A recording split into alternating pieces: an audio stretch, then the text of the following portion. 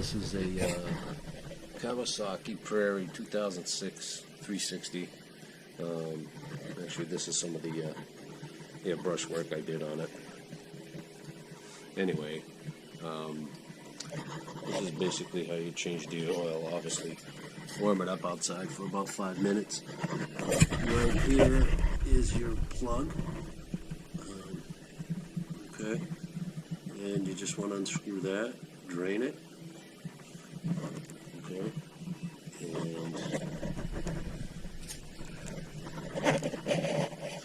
and you come on this side.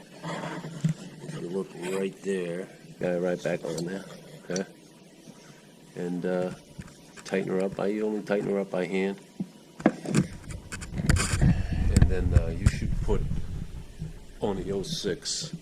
It only takes anywhere from 1.5 to 2 quarts, not 3-quart kit like they have on Amazon. Other than that, that's pretty much it, really. I'll move this guy up right here. All right.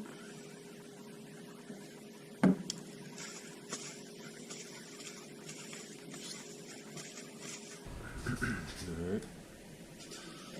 Usually do it right from the top, but anyway, get that guy right from underneath there.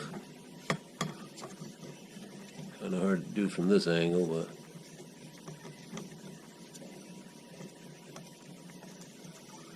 that's it. You just wanna, like I said, I only tighten mine hand tight. So you get it there.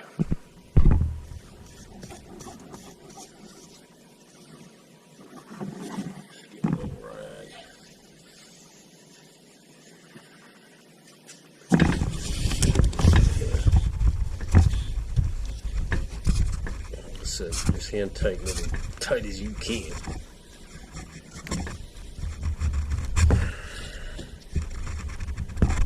That's all I ever really did on it.